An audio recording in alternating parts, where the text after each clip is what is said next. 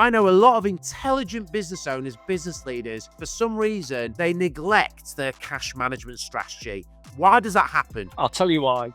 Because somewhere along the way, they think the only measure they need to look at is bad debt. And I'm always minded of a wonderful quote by the former US President Abraham Lincoln. He said, if you give me 6 hours to chop down a tree, I'll spend the first 4 hours sharpening my axe. Businesses don't go bust because on paper they can't generate revenue or they're not profitable. Most businesses go bust because they run out of cash. If you believe you offer value for money, then you should stick with your value proposition rather than reduce the price. Welcome to episode 17 of The Life of a Business Leader. I am so happy to be joined by Chris Brindley. He's been on the Life of a Business Leader podcast before. Chris and I have known each other for years, and particularly aligned to the title of the episode for today, which is all around the report that I've wrote around the 7 fatal mistakes to avoid in growing and scaling your business. There is no one better with 4 decades of real world at the coalface, sleeves rolled up, been there, done it, got the t-shirt, business growth experience than Chris. And who thought better than I thought for us just to be able to bounce off each other. And Chris, I know, will have so many golden nuggets as we bring each of the 7 fatal mistakes to life for you. So if you've not got your copy of the report, will be a link below for you to be able to go and download it. This is jam-packed with golden nuggets. So, Chris, thank you so much for coming back on the Life of a Business Leader podcast. Great to have you back. Great to be here. Thank you for the invite. I love our conversations, and you and I go back so many years now in terms of working together. And I just thought, this is a great opportunity. I know our listeners love your approach. You drop bombs of wisdom, golden nuggets. So what I thought we'd do, Chris, is, if it works for you, let's work through each of the 7 fatal mistakes. Let's talk about the title of it, and then let's just delve in. I know you've gone through the report in detail. First off, what's your overall view of the report? Because why I wrote it was sheer frustration that seeing even existing clients I've worked closely with trip themselves up over some of these fatal mistakes. So what I wanted was a absolute blueprint, a playbook that really drew out the 7 fatal mistakes as I see that are killing businesses. When you look at some of the statistics, 20.8% of businesses fail in year 1, 40% by year 2, 65.8% of businesses fail by year 3, and 80% never see 20 years. So what I'm really interested to start with is, what do you think it is? Why is it business leaders never go into business to fail? So why are the failure rates so high in around businesses not making it to those various milestones? I think running a business is a skill. What a lot of people do is they have skills in other areas, like I can cook, so I'll open a restaurant. But actually, that's not the skill alone they need to run the business. The running of the business itself is a skill. And what I love about the report is this is a playbook on how to run a successful, sustainable business that allows your business to grow, that allows your business to be able to withstand things like, and we've got one in a couple of weeks, the budget. It enables it to withstand sort of seasonal businesses. It is a real playbook on how to run a business. So just like you'd go and learn how to be a mechanic to then open your own garage, I think everybody should learn how to run a business and then use the skill that they have, whether that's cooking or being a mechanic, actually to then run that business. So you need 2 sets of skills: the technical skill that you have in whichever business you want to run, but also the skill of leading and running a business. And that's why the report is so important that people download, go through it. You suggest putting aside 54 minutes to go through the report. And I'm always minded of a wonderful quote by the former US President Abraham Lincoln. He said, if you give me 6 hours to chop down a tree, I'll spend the first 4 hours sharpening my axe. Business leaders need to sharpen the axe. In your report, it says you should do it minimum every single quarter. I know businesses you don't even review at the end of the year what their cost base is, where their profit comes from, where their risks are, what their cash flow looks like. Therefore, doing a review quarterly is essential for any business leader. Yeah, I love it. Love it. And you hit on a really important thing there, because I think that so many business owners, they take the specialism and what they're a specialist in, the hairdresser, the wealth advisor, the taxi driver, the accountant, and suddenly they think they can run a business that just so happens to do that specialism. I call it the specialist with the entrepreneurial seizure. And I think you've just articulated really well that actually being a specialist in what you do versus running a business that does that specialism is a completely different skill set. And if you really got mastery over these 7 fatal mistakes and the pitfalls that so many business leaders, business owners fall into, then that will be a great place to start. So, Chris, should we delve into each of them and look at them each individually? Because I'm really interested in your kind of take on each one, because they each serve a different purpose in making sure that you build a business that is there to bend, but it won't break, that it is relevant, that it is agile, and that it is resilient for the kind of world that we're in today. So fatal mistake number 1 is all about an unhealthy fixation and excessive reliance on the revenue or the vanity line. Why do business owners fall into this trap of getting hung up on the vanity line, the revenue line of their business? I think because it's easy to measure. So they can measure revenue, and they can count how many invoices have sent out, and therefore they can work out what's due in. But the reality is, right, as we all know, many times you and I have spoken about this, turnover is vanity, profit is sanity, cash is king. So a lot of people don't understand the difference between revenue and profitability and cash, and having cash in the business. So I think what the report does in that first fatal mistake is do not get fooled by one number alone. Running a business needs a series of different measures, not one measure. That one measure should never be turnover. And I think in the report, you talk brilliantly about a big organization, British Leyland at the time, turning over hundreds of millions. So their turnover was huge. Yeah, they made a £10 million loss. Yeah. So, just sitting there going, look at me, I've done lots of work. Yeah, but you've made no money. And actually, you're now going to have to go to a bank and finance and pay interest or put your house on the line. So actually, do not just look at one number in business alone. You wouldn't do it. You wouldn't have one item on the menu, would you, if you were running a restaurant? So therefore, why would you look at one number in business? Yeah. So what's key in this first fatal mistake is the correlation between your revenue. And yes, you need to get revenue through the front door of your business, but it's got to be then quickly your focus turns to how do you make sure that it is profitable revenue that you're driving through the front door? And Chris, that comes to the question for me that when you look at early stage businesses, one of the traps that they fall into is once you've got your value proposition, you go to market, it's almost like you're happy to take any kind of customer. It doesn't matter whether they're a good customer or a bad customer. How do you get business owners to understand and really start to think early on in their business journey about what the right profile of customer, I call it what's your ideal dot and your ideal profile of customer looks like? How important is that at an early stage in your business journey, not learning the lessons the hard way, which you and I have seen so many business leaders do? Well, I always ask business leaders, do they understand the cost to serve? So if it's a business person that gives time and expertise, then would you do 8 hours for £50? No, because I could go and do something else to earn £50. You might say to a customer, I'll give you an hour of my time. What if that customer then pays you for an hour, but actually keeps phoning you up every single day afterwards, asking you questions, consuming your time, for which you pay no fee? So ultimately, you look at that. Secondly, when I run a business where there's things I have to buy to repackage and sell, actually, I know straight away that there will be price increases. I get texts around March and April off lots of providers for my life and my business that tell me their prices are going up by, CPI or retail price index. Yeah, I meet lots of customers, clients that don't put their prices up, yet their cost base is going up.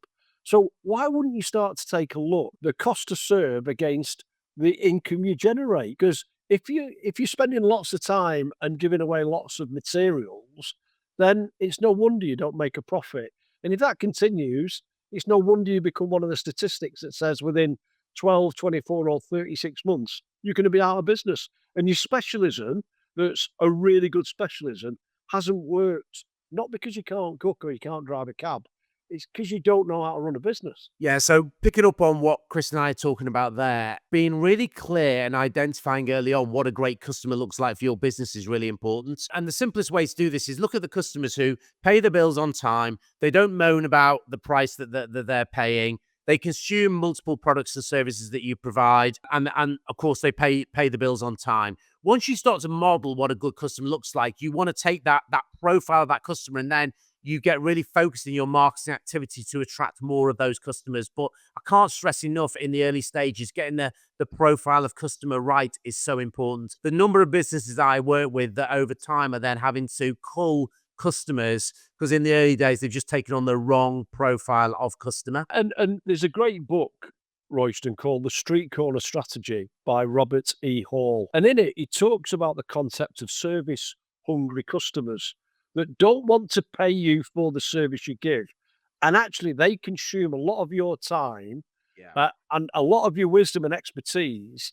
That means you don't have the time to go and spend it with customers who are prepared to pay on time, prepared to give you multiple orders. So if you are just dealing with one-off transaction customers, then you run the risk of not building relationships. And I find that the customers that do repeat business and actually buy more from you over a period of time are the ones where you're able to establish a really good relationship. But these are the ones you can spot because often they'll be entrepreneurs, they'll be the ones who do understand what the fatal mistakes are, and actually aligning yourself with those types of customers are better than people who just want transactions from you because Yeah. it'll always be a race to the bottom about price. And the minute you start discounting, the question I always have is where does it stop? If you believe you offer value for money, then you should stick with your value proposition rather than reduce the price because your costs tend not to reduce, but your revenue does. Again, that's why you start making losses rather than profits. Chris, what's your view in terms of one of the things I talk about in that fatal mistake number one is about how you create sticky, recurring annuity revenue lines. And I've always been fascinated with, like the model of Vodafone or where you are doing monthly subscriptions and you are locked in. A lot of the businesses that I've run it over the years are, project based and so forth, which is hard work when you wake up on the 1st of January and 80 or 90% of your revenue you've got to generate in year. So, in your experience of 4 years in business, how do you really work with clients to really drive those recurring annuity revenue streams? And we tell stories. If you look at television used to be subscription free terrestrial TV. And then Sky come along and they put a paywall up, and suddenly you start paying for, let's say, Sky Sports, which I did. Sky then were very, very clever. Not only have they got me paying for sport, they'll then say, do you have more than one television in your house? And if so, do you want multi-room? And I went, oh, that's a good idea. Actually, if I'm in the kitchen, I can watch the match in the kitchen while I'm cooking or doing something else. So I pay multi-room, that's £5, and that goes onto my bill. And then they'll say, what's your favourite football team? And Sky had a product called a Sky season ticket. And actually, if you paid them £90 a year, you could actually watch your team more often than their normal sporting schedule. As a result of that, they took some money off me. Then they turned around and said, oh, we're moving into broadband. Would you like broadband? So actually talking about bundling your products and services and allow customers to have access to that for a monthly fee means that when you wake up on the 1st of January, actually your bank account's really healthy. Yeah. And this isn't about sort of giving customers products they don't want. This is about looking at a customer lifestyle and saying, who else is providing them with a service I can provide? And therefore, I talk to the customer about the concept of bundling. It saves them time. They only have to deal with one organization. So it's one phone call rather than I get my mortgage from this company, my house insurance from this company, my bank account from that company, my savings account for that company. Actually, it's a case of I'll offer you everything and you just pay me a monthly subscription. And as a result of that, the good news is you're happy, I'm happy. And I then have guaranteed revenue on the 1st of every month, if that's when I claim the direct debit. So I think it's really smart thinking about the concept of bundling in exchange for a fee. Yeah, and what I'd really urge our listeners is to think about their business model and their service lines that they've got, and where is your opportunity to create those recurring, sticky annuity revenue lines. Lots of businesses have done it. You think about dentistry, for example. How many people actually pay now a monthly subscription of £15, £20 for, yeah. How much you pay a month, Chris, out of interest? Well, I've got a family package, so it's close to £100 a month. Brilliant. Well, that's you, Elaine, and the two kids, isn't it? Yeah. Yeah, brilliant. So, but what that does is it covers your annual checkup and your annual clean. But Yeah. what great for the dentistry during the pandemic when suddenly, they had 50% of their customers on a regular monthly direct debit. What difference did that make for them? Actually, that was the difference between surviving or dying during the pandemic. But and let's remember what the dentist does, right? It's not just a money play. I said earlier, it's about understanding the value proposition. So my dentist allows me to visit the hygienist 4 times a year. Yeah. It doesn't do that for people who don't have a monthly subscription. My dentist gives a guarantee, as somebody who pays a monthly subscription to the dentist, in the event of emergency, they will see me within 72 hours. And only recently, I crunched on something and my tooth fell apart, and that was the Tuesday. By 4:15 on the Thursday, I was having my tooth fixed by my dentist. And that is the value proposition that I turn around and say, because I'm busy, the fact that they can accommodate me within a 72-hour timeline in the event of emergency, and when your tooth hurts, it bloody hurts. I sit there and say, I'm prepared to sign up for a monthly deal rather than an ad hoc deal because I'm getting value, they're getting value. And I think businesses should really think about what is the win-win? What is it you can give that will enable people to think paying you monthly on a recurring revenue model is good for everybody? Yeah, I love it. But you've got to have a differentiated proposition for those loyal customers who are paying you on that monthly recurring annuity that differentiates from the mainstream customer. And one of the best ways to find out what your customers want is ask them Yeah. what What they value. what they value. What is it in the current proposition what are the top 3 things that you really value? Is there anything I'm currently not offering that would mean that you were more sticky, or you would do more business with me? That, funnily enough, customers are prepared to tell you what they want Yeah. more than ever before. So my tip is always ask your customers what it is they want from your relationship, because that's this. You talk about silent erosion in the Fatal Mistakes book, and a lot of people don't tell you; they just leave, and they don't. And therefore, if you don't track your monthly spend, a client monthly spend or a client annual spend, well, often what they might do is just go elsewhere and not tell you. As a result of that, you still got the records. You still, if you're a bank, you still have the bank account. You still be producing the cost, but getting none of the revenue. So one of the key things I always track is a customer loyalty measure, which is, are they still doing business with me? And what is the spend that they're still doing? And is it up? Is it the same or is it down? If it's down, I'm more likely to phone up and say, I've noticed you're doing less business with me, my company.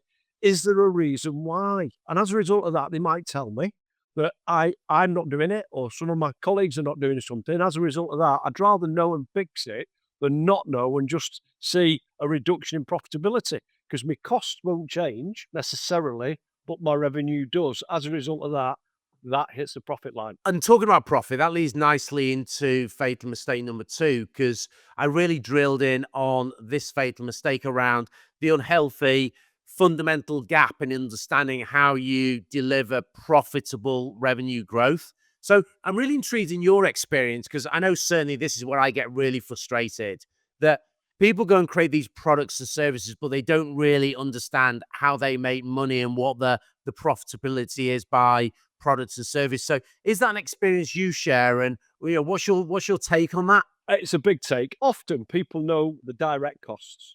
So they'll turn around and say, if I'm a restaurant, I know what I bought my food for, I know what I pay my staff, therefore I'll make a profit. The issue is that, but you've got a heating bill you've got a gas bill, you've got your accountants to pay, you've got all different costs associated, right, with running that business. And often people don't realize that the overhead costs of running the business, not the direct cost of producing the good or buying the good. And therefore, as a result of that, they go, oh, my gross profit's good, but the net profit is in minus. So Yeah. my personal approach is I look at my head office costs and I always divide them by the number of clients I've got. And actually, that means that when I do a pricing, it includes the direct cost, the indirect cost. So I know that all are being covered. And then I add a margin on that allows me to make a profit. Profit's not a bad word. Profit enables me to invest in the business. Profit enables me to educate and train my team to make them in a position to give even better service. And actually it enables me to get the latest technology out that means it's easier to deal with from a customer perspective. So actually sitting down and working out your costs plus your margin and then how you're going to reinvest some of that. And again, you talk about that need to invest because if you don't invest in people or product or process or technology, ultimately you suddenly lose a competitive edge. And that's when your customers go elsewhere. And that's when you're in a doom loop rather than you're in a growth cycle. So I think it's really important that people understand it. And that's what I mean right at the very start when I said, as well as being able to go on a catering course and learn how to cook or be a mechanic or be an accountant, really, really go and learn how to run a business. And that's why your book is so helpful. Yeah, and you've hit the nail on the head. And you talk about measures that matter. And I know your huge focus that great leaders today are data driven. Understand your metrics, understand your benchmarks of where you are in the profit side. There's two fundamental levers that you're working with, which is your GP, your gross profit, which is driven out of your revenue minus your direct cost of sale equals your GP. And what amazes me, Chris, is most people do not understand what their GP is, the flow further up line. Your revenue minus direct costs equals your GP. You've got to know that number. And for most businesses, a good range on that is 50 to 70%. I talk about the different businesses in the report, the different sectors, but you should be aiming for a 50, 70% GP, 50 being the bottom, 70 being really good, but within that range. And then your point around, then after your direct costs and your GP, then what's your overhead cost that then will drive your operating net profit or your operating contribution pre-tax. And they're your two magic numbers that you need to be focused on, your GP and your net profit. And if you're managing those and you're really clear about your target range of where you want to be, but the number of business owners I talk to who A, they don't have a benchmark for where they want them to be, and then B, they're not even tracking them during the course of the year. That has to be the definition of insanity. Oh, it's the classic why we started off with why people look at turnover and think they're doing all right. Well, so I know I've got in, but I don't know what my costs are, and I don't know why my costs are why they are. I don't know if they're inflation proof or whether or not the behest of a change in the market or a change in government policy. And all of this comes as a surprise, and it shouldn't. The budget last year was very clear that there would be changes in employers' national insurance. I was speaking to clients, and the budget was October. I was speaking to clients the following April when the first payroll was processed who said, Chris, I can't believe this. It's cost me more money. I said, You knew that 6 months ago. Yeah. Why didn't you understand and model the impact it had? And that's why good leaders understand the numbers. And all numbers are data. But what data gives you is the opportunity to have insight. And again, you say in your report, we're overloaded with data, but we're underwhelmed with insight. And it says, what does this number tell me? How do I model that with the information I have about future?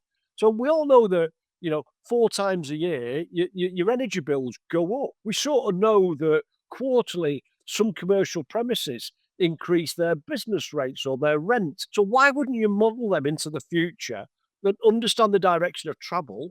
Therefore, that's when you can start adjusting your prices or your costs to ensure that you're still on track to make your profit. Because it shouldn't come as a surprise. That you can do the math and you follow it through. And, ultimately, businesses, it's a pretty simple one. I generate revenue and I spend cost.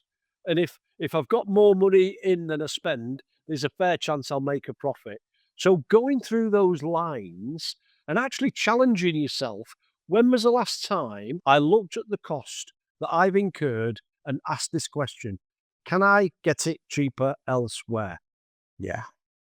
Can I get competitive quotes? How do I do that? Why do I do that? Why is that gone up in that line gone up? And who in my team has actually asked the question, why is it going up? Can I get it cheaper elsewhere? Should I switch suppliers? Because I always have a very simple model to increase a business profitability by 10%. I sit there and go, just grow your business with new customers by 3.3 and sell more to your existing customers. Then look at your direct costs and reduce them by 3.3 by going, I'm going to get a competitive quote from an energy supplier, a food supplier, a wholesaler, and then 3.3%, how can I make the people more productive? Because you talk about productivity in the report. Yeah. Because if somebody's been doing a job a year, they should be doing it faster and more accurate than a year ago. Why? Because they've had a year of getting better. So therefore, I expect you to be able to deliver more from a productivity perspective. And let's remember this country, one of the reasons we're in a really, really difficult financial situation is that the sort of OBR, the Office of sort of Fiscal Responsibility, is saying we actually are not productive as a nation compared to other nations. So productivity is really, really important. What's your return on investment, whether that's people, process, cash? I see people with cash in the business and I say, do you put that in a special savings account to get interest on it? And they go, no. And I go, well, actually, if you go to some of the new challenger banks, they can give you really attractive rates. And as a result of that, you can get money for free called interest. And it's business interest, right? So have a strategy. And that goes back to in your report about managing cash flow, right? And Even that's when you've got surplus cash and yeah. it's your managed. And that's fatal mistake number 3, Chris. Yeah, and I know we're going through these. We've got 45, 50 minutes today. So people will benefit from getting their copy of the report and going through it and doing the RAG rating that I talk about in there. What we're doing is hopefully salting the oats and getting them curious to want to go and deep dive into the report. So you've just nicely moved on there to fatal mistake number 3, which is no cash management strategy, no fuel, no growth. And this is a huge one because businesses don't go bust because on paper they can't generate revenue or they're not profitable. Most businesses go bust because they run out of cash. And why don't more businesses put more focus, more attention onto having a robust, well thought through cash management strategy? Because it breaks my heart when I see the failures of businesses that's down to this fatal mistake. It's a double whammy. Not only do you struggle, but if you don't manage your cash well and you need to stay afloat, you're going to have to borrow, right? And I've been a managing director of 2 banks. I charged people for giving them my money. So actually, all that does is add to the cost. Whereas if you manage your cash well, right, and you get your money in that's owed to you up front, halfway through the deal, third at the end of the deal, as you mentioned in your report, the reality is I can manage my cash. And you know what? I don't need to be good at maths. I look at some of the software now on offer, whether that's Xero, whether that's Free Agent, whether that's Sage, QuickBooks. It does all your cash management for you. What you've got to do, and sometimes business owners, I get that they're busy. Being busy in the business is not helping your business. Take some time out, sharpen your axe, as I mentioned earlier, to actually say, how can I look at my business through a business lens? And when can I go through this report and do this checklist and make sure that regularly I have a good understanding of where my cash is coming in, where it's going out, but not just where, but when. Yeah. And the really smart businesses get paid up front and then pay their suppliers later. So they're always cash positive. As a result of that, they're able to use that positive cash position to generate more revenue by putting it in a 45-day notice account or a 1-month bond or a fixed rate. So they're always using money smart. That's what business people do. Yeah, and here you're measuring one key ratio, which is your debtor versus your creditor days. What's the average days that your clients are paying you, and how quickly are you having to pay out to your suppliers? And the key trick here is making sure that your debtor days, i.e., you're getting money in before that you're paying out your creditor days. I'd say what scares me, Chris, I had a client the other week who were really happy that they were telling me, actually, Royston, we work with a lot of corporate clients. Our average debt a day is running at 42 days. I was like, okay, great. So that's from when you send the invoice out. Tell me, from completing the work to getting your invoice sent out by your finance team, what's that number of days? They're like, that's a really good question. We don't know the answer to that. I just worked out what my debtor days were from the invoice going out. They went, and this is a business that was struggling for cash and they couldn't figure out why. So they went and looked at it and they came back and they went, Royce, you're not going to believe this. 62 days is our average from finishing a piece of work to then raising the invoice. Then they've got 42 days on top of that. So they're actually running at 104 days, 106 days in terms of their debtor days. And then they wonder why they've got a cash flow issue. If you're prioritizing things as a business owner, actually getting your invoices out within 24 hours of the job finishing surely has got to be one of the functions of the finance person or the finance team, because that's when the clock starts. So I would be sitting there almost, one of the first jobs I would do in the morning as a CEO or a business owner is make sure that I had a list of all jobs I'd finished where people owed me money, and that invoice will be gone within 24 hours, and the finance team copy me in on the invoice so I know it's been done. Because what gets measured gets done. Inspect what you expect. There's lots of phrases about that. Yeah. So I think it's really important. But again, if no one's taught you how to run a business, if nobody's actually read a report like the one you've written, Royston, it's not necessarily their fault. But the good news is, now that they know there are reports out there, a playbook as you call it, I think the worst sin crime would be not to order it and not to do anything with it. And I think that's fatal mistake number 7. I know we've jumped ahead, but getting things done rather than talking about it. Yeah. I want to stay with this cash management, Chris, because I've got so many examples of this, but I just think this is the one that I see, because this is what kills businesses. This is, the oxygen that feeds your business, and particularly for a growth business, you've got to get cash flowing through your business. Even I sat on the board of a financial services business for 3 years, really successful business. They grew phenomenally, ended up selling for an 8.5 times multiplier. But I remember going to one of the board meetings recently and sat there, and the opening agenda was banking status. And that was the opening agenda at the start of the meeting. And everybody went, Royston, this is your agenda item. We're not sure what it's about, but you've got banking status at the first. And I went, guys, I just want to say congratulations.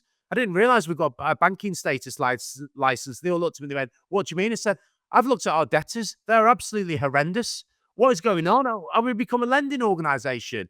And you could see the smile on people's faces, like, guys, we can't manage a growth business if we're not effectively managing our debtor book. And either we're taking on the wrong kind of clients that they're not paying on time, or we're inefficient in terms of our ability to complete work and then send out the invoice, or the invoices are being questioned because people don't believe that the invoices are correct and the value. But what is it? What is stopping us from being able to complete our work, get the invoice out, get the cash in, and keep the oxygen feeding the business that keeps us growing? I'm really struggling to understand. I'm really interested in your take on this. I know a lot of intelligent business owners, business leaders, who just, for some reason, they neglect their cash management strategy. Why does that happen? I'll tell you why. Because somewhere along the way, they think the only measure they need to look at is bad debt, not late payers. And you know what? Often it's not the bad debts that kill you. It's the fact that, as you say, I have to pay my money out to my suppliers before I collect it in. So instead of worrying about bad debt as the only item on the agenda, what you should be doing is going, what is my cash flow position? Yeah. And how quickly do I get cash in? And how quickly do I pay up?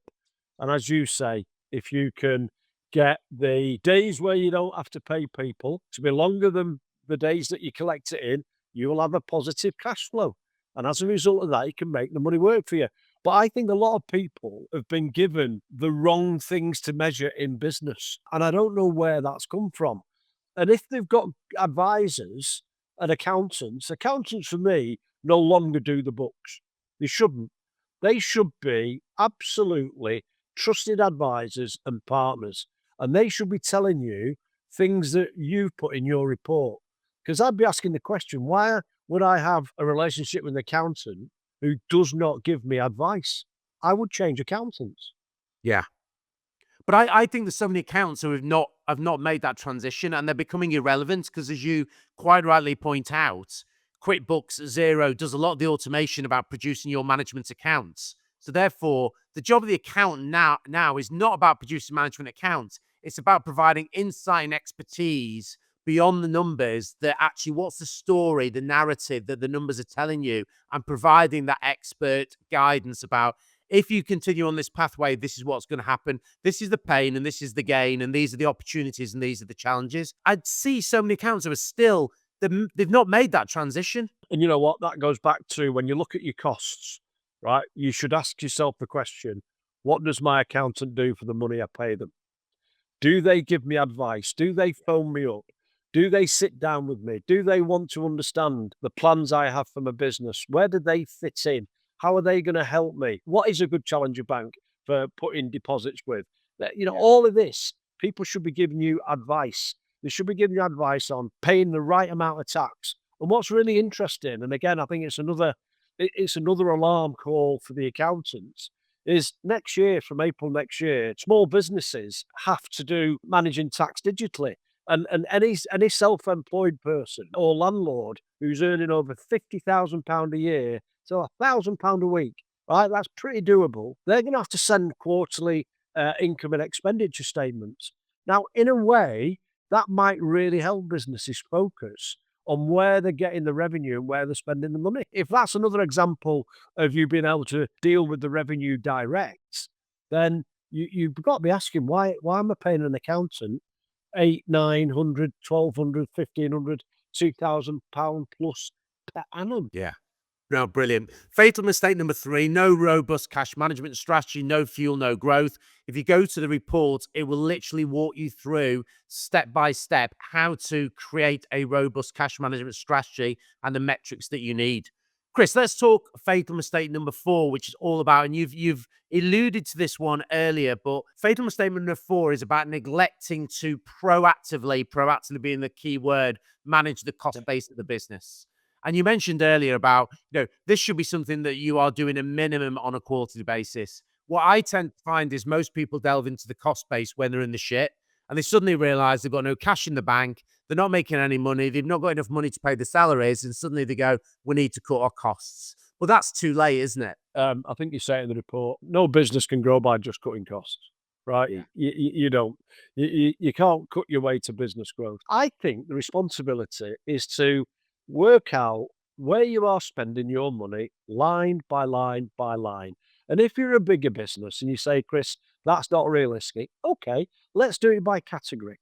But what you should be doing is setting up your systems to actually tell you where you spend more or less on a month by month basis. Yeah. And it should tell you. And if you want to put in a control that says, I will look at variances of more than 10%, that's up to you. I did a piece of work with a client whose travel bill had gone through the roof. And I asked a simple question, do you use Train Split? And they looked at me like, what's Train Split? I said, well, actually, what Train Split is a website. And as a result of that, they look for the most effective way of your travel. And actually, more often than not, there's a 17% on average saving, of which they take 2% and you get 15%. Yeah. And as a result of that, suddenly, that the difference between data and insight, we actually started using Train Split. Other firms are available, of course. And as a result of that, the travel bill went down. So when I talk about how do you grow revenue by 3.3%, how do you cut costs by 3%, 3.3%, how do you increase productivity, get better by 3.3%? Actually, I've done about 5 years worth through one area, and that was travel. It was petrol. It was looking at different ways of where you spend your money, looking at the different suppliers, asking your supplier every year to sit there and say, I want a renew quote and I am looking for you to save 5%. Yeah. The answer to every question you don't ask is no. So as a business owner, ask it. And if it's no, that's all right. But you know what? More often than not, you get a yes or you get a deal done, which is better than if you'd have said nothing and just paid the money up. And your point's absolutely right. There's no golden bullet to business growth. If you are really smart in creating profitable revenue growth, that you're managing your cash effectively and the oxygen is feeding the business. And then you're also regularly reviewing your cost base and you're on top of that. And I'm with you, line by line, the mobile phone that you've got stuffed in a drawer, the web app that you've got plugged into your website that you've not used and you're paying $75 for, all those small incremental costs, when you add them up and look at the multiplier effect of that over 12 months, you can take 5, 10,000, 20,000 more. I tend to find 10% saving in our clients just by going through line by line. And that is not affecting their ability to do business. It's just purely excessive spend that they are doing because they're not smart in how they're running the cost base. And I think that's where we start when we go with clients and go, let's get your cost base under control, line by line review, get it efficient. And then moving forward, every bi-monthly or quarterly, you do the same exercise religiously. I work in sport, as you know, and there's a great concept called marginal gains in sport. So instead of looking for one thing that you can do 100% better, I always ask a business, what are the 100 things you could do 1% better? Yeah. Right? And some order magazines that no one ever reads, but they'll happily pay the subscription. And I'm sitting there going, but nobody reads a magazine. Or you still have newspapers delivered, and clients have stopped coming into your office years ago because they do it by Zoom or by. So, but nobody reads newspapers, and it's those what are the 100 things you could do 1% better? Everybody, and don't you just think of that as the business owner? Ask your team to write down the 100 things they would do to make the business 1% better, whether that's revenue, whether that's cost, whether that is productivity, whether that's automation. What are the things we should just stop doing because they're dumb? And it's a classic, isn't it? That's the way we've always done it. So I'll share a really simple example, which I think demonstrates this point. I had a wealth advisory business. Every time they took on a new client, they would send out all the pack at the start of the relationship. And honestly, it got to be in a telephone directory that was about this thick. And I said to them, do you ever ask your clients whether they want stuff through the post or whether they're happy to have it electronically? Because actually, I don't want paper. I want to be a paperless individual because environmentally, I just hate paper. Everything electronic for me. And I went, how much does it cost to put that together and send it out? And they worked out it was nearly 250 quid a pack by the time people had photocopied it, printed it, sent it out by post, recorded delivery, the whole thing. And I went, how much is that going to save you? £9,500 a year has saved them just by actually sending everything electronically. And it's sometimes you've just got to interrogate, be curious, be inquisitive, and be brutal in thinking about, are we being smart? Are we being productive in what we're doing? Or are we being busy and are we falling into the trap that that's the way that we've always done it? Absolutely. And you said it earlier, the definition of insanity is doing the same old thing over and over again and hoping for better results. And again, in your report, yeah, you're very clear. Hope is not a plan. It never has been, never will be. So actually, it's about what action you're going to take. And what a great point there. I said earlier, ask your customers. Ask your customers, is the way I do business with you the way you want it? I am like you. I do not like paper. I store it electronically. I have immediate access to it. I'm not looking for it in the garage or in the loft or anywhere else. I have a folder electronically that says I know where it is. And therefore, if you send me an electronic version, I will download it and save it. Thank you. That saves you money and it saved me time and it saved me bother. And the good news is that's another one of those win-wins that I think the very best businesses look to achieve. Remind me when we get to Fatal Mistake 6 to share with you the story of the premier banking managers, because it'll really sit in Fatal Mistake 6. Can we move on and talk about Fatal Mistake number 5? Because this is one of my favorite ones, growth addiction through acquisition. And missing the real profit engine of maximization and retention. And you know, for years, I've talked about this AMR model, which I passionately believe of the 3.6 billion increased revenue and profit that we've put in our clients' businesses in the last decade and a half, AMR is 80% of the contributor to that. So why do clients fall, just like they get hung up on the vanity metrics of revenue, why do they fall into the trap of thinking that it's all about acquisition of new customers and they they miss that focus on the real profit engine of the M and the R, the maximization and retention. I'm really interested in your take on this one. I keep saying it. It's because somebody once upon a time has said, what you need to do is acquire new customers. And I'm really clear. I became the manager and director of a bank. And one of the early things I had to do was to sign away what's known as a chaps payment to 17 million pounds. So a customer was sending 17 million pounds away from my bank to another bank. And I turned around and went, that ain't good business. Yeah. Why are we sending it? Well, the customer's died. So I went, okay. So have we got the sons and daughters accounts? No. How old was the customer? 91. So we had a long time to work out that they had sons and daughters that banked at Lloyd's. And therefore, we were sending 17 million away. Yeah. So I asked a question that says, so we are losing 17 million pounds today. You're the bank manager. How many accounts will you open today? He said 5. I said, what will the average value of those accounts be? He said £2,000. I said, so we are losing 17 million and you're generating 10 through acquisition, 10,000. Yeah. Go away and calculate how many accounts you have to open at £2,000 to make up for losing this customer today. Yeah. Then work out the cost of opening, right, thousands of accounts, when actually what would have been a good idea about 20 years ago was to say to the customer, would you mind if I met your son and daughter? Because I'd like to give them the most amazing service. And as a result of that, if the customer had died, the monies would have stayed with the bank. So, you know, there's no point in dragging them in through the front door if you've left your back door open. And I know lots of businesses that do not measure people leaving, because they will leave. People will die. People will move house. People will go abroad.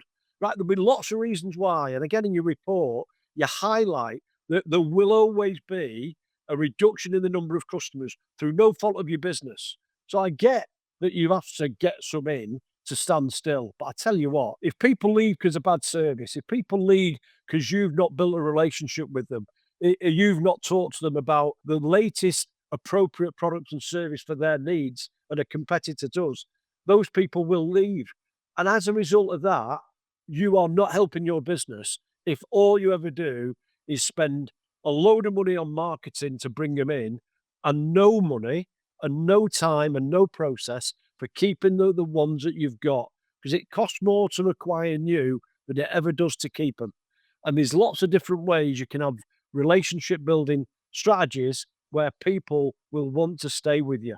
So it is a fatal mistake that you are obsessed with acquisition and not retention and expansion. Great summary. I just want to play on the point that you made there about the cost, because I think these stats that I'm just going to read from the report, because they are stark, and I think they really reinforce exactly what you've just talked about. Acquiring a new customer can cost 5 to 25 times more than keeping an existing one.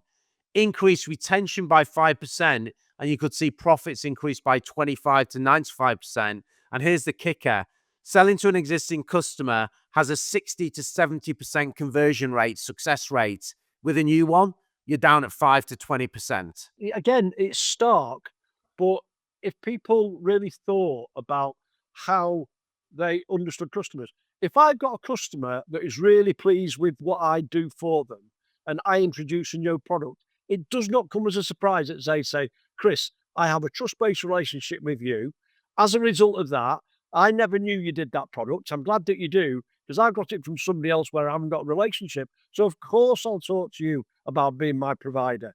Because Stephen Covey talks about relationships being like a bank account. The more credits there is, the more trust there is. So it won't take me time with a brand new customer to build that trust. But existing customers, they're already in. And if I'm giving them what they want and I exceed their expectations and I'm building the relationship, of course they're going to listen to me when I talk to them about expanding the share of wallet by giving them more appropriate products that come from my business rather than having disparate one-off transactional relationships somewhere else. Growth lever, growth fatal mistake number 5, the growth addiction through acquisition and ignoring the profit engine of maximization and retention. Please, please, please, if there's one of the fatal mistakes that you go and do a deep dive on, it's that one. take the AMR model around acquisition, maximization, retention. And my final point on this one is that very few businesses are tracking and measuring, and when they think about their growth plans for next year, have the appropriate metrics around what are we doing to retain and lock the back door of our business firmly shut? What are we doing to maximize the value and the relationships with our existing customers? And then, dependent upon our growth ambitions, what do we need to do in the acquisition in order to meet our growth ambitions? And that's the way that you should think about it in your business. But in the Fatal Mistake Report, you will answer the 20 questions that you can really take to tailor AMR, customize it, personalize it to your business. It is one of the most important, most powerful growth strategies you will ever come across. And when you get it in your business, boy, will you start to think then about double-digit revenue growth and triple-digit profit growth. Chris, conscious of time, let's move on and talk about fatal mistake number 6, the brutal productivity truth. For every pound that you spend, are you getting the understanding what the multiplier return is? You've alluded to this, but it's so critical, isn't it, in your growth agenda that you're brutal, that you are absolutely crystal clear, being commercially savvy about every investment decision you make, that you've got a model of what are the assumptions about your return on investment that you're making. I'll remind you to tell the Premier Bank story at this stage because you asked me to. But the reality is, I mean, lots of organisations that say they recruit new staff, and it can be 20, 30, 40, 50, 60,000 pound on cost. And I sit there and say, as a result of spending that, what difference will that person make to your business?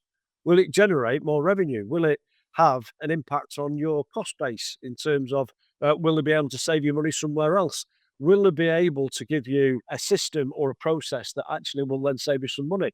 Will they train somebody to get 10% growth? And if you've got 10 in your team and you get 10% growth at £10,000 each, and I'm only paying somebody 60, the good news is I can measure my return on investment.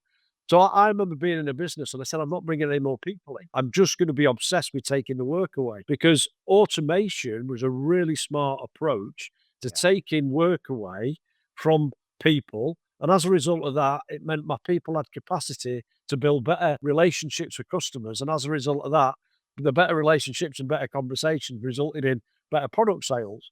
So by automating dull work and work which is labor intensive and has a propensity to go wrong, because automation can solve a lot of that for you, if that creates capacity for great relationships and conversations, then you should be able to measure how many new accounts it will bring, how many retention. So imagine your retention rate goes from 92 to 98%. And actually, if every 1% of your business that you keep was worth £10,000, if you retain 92 to 98, suddenly that's £60,000. If I'd employed somebody or invested in a system that cost me 30, I can measure that. Yeah, and it goes back to, what are the key metrics in your business? I'm a fan of the balanced business scorecard. What financial measures do I need? What people measures in terms of how my people staying, people going? What about my clients? How many am I keeping? How many am I acquiring? How many am I increasing the share of wallet? And then what's the internal quality like? The risk and the systems and the processes. So I'm always looking at a series of measures. When we sit as a board, we understand what are the key measures for our business. And as a result of that, we red, amber, green them. Reds, we have a chat about how we're getting it better. Amber, we look to see how we can get it green. And green, we ask, why is it green? And what can we learn to make sure that other parts of the business can become even more successful in that particular part of the balanced business scorecard quadrant. Yeah, and this is fascinating because I had a client, and it absolutely backs up what you're talking about here, that when they were in growth mode, or when they are in growth mode, the natural default when their teams come to them and say, we're busy, is to go, oh, let's get more people. That is the instant default mode. And all that happens is they're growing the top revenue line, but also what's increasing proportionally is the cost base because they're bringing in more people. So what we did was we created this little model that we went, right, how do we process engineer? What can we automate, and how do we enable technology? And with AI now, it's even more opportunity to do that. What do we automate? What can we outsource so that we don't need to increase our fixed cost base? And then the last question became, what do we need to insource, i.e. do we need to bring people in to do it? But that was the decision-making hierarchy. That became the last port of call as opposed to the first one. And so many businesses fall into that trap, and you can't do that today. Automation, technology enablement, process engineering, there are smarter ways about how you grow your business, and then having your fixed cost base under control, and then having variable taps that you can turn on and off where you outsource. But in our business, we've got two videographers in India. My EA now is in South Africa. And, you get such talented people who are a fraction of the price of what it costs in the UK. So you've got to be smart in how you're thinking about managing your fixed costs, your variable costs, and how you really leverage productivity. Because as you quite rightly pointed out, we are behind the curve in really being productive and our cost to serve and how we deliver what we deliver as businesses. But the example there, Royston, is what if you employ somebody in your business for 35 hours a week? Yeah, they only have the work of 23 hours. Therefore, you're losing 12 hours because there's no work for them to do. Whereas if you outsource that on a per hour basis, you're only paying for 23 hours work. Therefore, you're saving 12 hours work. Therefore, you're saving more money. Yeah. So, and the only thing I'd add to what you just said is occasionally just ask, what should we just stop doing? Yeah, brilliant. No, you're spot on. Stop doing it. Stop Yeah. doing it. Yeah. It's a service that nobody wants anymore. So let's just stop doing it. And the example I talked about, and thank you for reminding me, the productivity one was one of the banks that I work with. This is going back 10 years ago now. They had premier banking relationship managers, 500 of them, working on the road out there with customers. Going back to your point, which has been a thread throughout this session that you've absolutely kept coming back to, is they went and surveyed their customers, and they said to the customers, do you value your annual review with your relationship manager? Tick, yes, we do. The response was really high. In terms of how that annual review is delivered, do you prefer face-to-face, or are you happy for it to be online or via technology, i.e. Teams or Zoom? 80% of customers said, we don't mind whether it's online and through technology versus the face-to-face. And yet they had a field-based team of 500 relationship managers who on average could probably do 1.5 reviews a day with the travel that they were doing. Suddenly they took out 300 field-based relationship managers, reduced their workforce by 150 and had 150 desk-based relationship managers. And suddenly they could do 4 reviews a day and still deliver the service experience and the quality for their customers. But what was the saving in their productivity and cost to serve? Off the scale. Yeah, no, there's 3 revolutions going on in the world, Royston. There's a technology revolution, consumer/customer revolution, and a world order revolution. And too many people do not understand that the future is very different from their old business model. I was reading an article on Kodak last night. Kodak used to own the end-to-end process, right? And suddenly, digital photography comes along. Kodak don't respond. That there is one blockbuster left in the world. It's the Blockbuster Museum. There used to be 16,000. And then Netflix came along, right, with a subscription model that says, maybe I don't want to travel and pick up a video. If you want to beam it into my house, I will pay you a monthly fee. And I think there's 470 million Netflix customers paying 20 quid a month. That's not a bad business model because it's technology and consumer. We used to have travel agents on the high street. I don't want a travel agent. I can use technology to get a really good idea of the holiday I want to go into. I don't need to go and get a paper brochure anymore. So I think looking into the future as well about what are the future trends, and there's some really cool futurists that will send you a weekly e-zine just to tell you what some of the technology trends are, the consumer trends, and actually some of the world order changes in policy, for example. So all the time it's about looking into the future. And I remember one of your quotes that I still use. Great leaders have got the ability to look around corners. You talk about that all the time. And if you don't like change, you like irrelevance even less, which I think is a great summary of what you've just talked about. You've got to be constantly in a state of change readiness where you are curious, you are inquisitive, and you're challenging what you do to future-proof yourself for tomorrow. And that, links really well that Fatal Mistake 6. The world isn't going to slow down because you don't want it to go fast, right? So my old mentor used to say to me, when the pace of change outside your business is faster than inside your business, then disaster is imminent. Spot on. What a great way to end Fatal Mistake 6. And finally, our Fatal Mistake 7, which you alluded to earlier, which is we have just spent an hour talking through the 6 fatal mistakes for business owners. The 7th is all about, are you suffering from the FTI syndrome? Because knowing and not doing is worse than not knowing in the first place.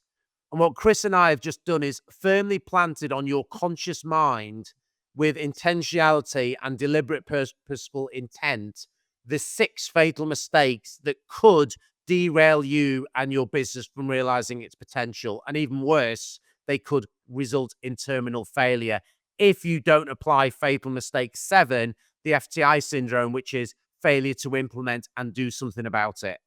And Chris, I know you are for 40 years in business have had a bias for action, but some people will listen to this podcast today. Some people will read the report and they will do nothing about it. What do you want to say to those people? I'll ask them a question if it's okay, Royston. There's 5 frogs on a log and 4 decide to jump off. How many are left? 1. 5. Because deciding and doing are 2 completely different things. I meet lots of people who decide that they're going to do something, but never do it. And there's a model called AIDA for anybody who's trying to grow a business. The A stands for people have to be aware of what you have to offer. The I is they've got to be interested in what you have to offer. The D is they then got to make a decision, decide about whether they're coming to you or not. And I meet lots of business owners that get really excited when they say to me, but Chris, lots of people have decided to come and buy from me. And I then say, well, have they approached the final letter A and have they taken the action? i.e., do you have a signed order form and do you have their money? Because if they've decided but not done, all you have got is a load of cost in your business. You only make the money when they take the action to give you their money in exchange for your item. That's why a lot of people say 1. They could, but it's not, it's 5, because deciding and doing are 2 different things. And I always will pay more for people that execute rather than plan. But go to any business school, there's millions of books on planning. There's very few on getting shit done, execution. So this is about the doing. Take action, achieve more. What a great way to end our session. As always, Mr. Brindley, a pleasure to spend an hour with you, chew the fat over the 7 fatal mistakes. I hope our listeners have got some real practical golden nuggets, as always, that they can take away. And as you quite rightly say, take action, do more, apply it, get the results, and then create more life, more freedom, more choices. So from me, a huge personal thank you. I know you give up your time to come on, but you know how much I love just spending time and just chewing the ideas over with you. So thank you. No, pleasure. Good to see you. And for all our listeners, if you like what you've heard today, make sure you share this. Make sure you share this recording with your teams, the podcast episode. Make sure you share it with your friends. And most importantly, make sure you download your report. You work through each of the 7 fatal mistakes. And as Chris has quite rightly said, you customize them to your business. You do something with them and you will see exponential results, incremental bite-sized chunks. When you get to the stage of implementation, becomes monumental impact that it can have on your business. So from me, your host of the Life of Business Leader, bye for now.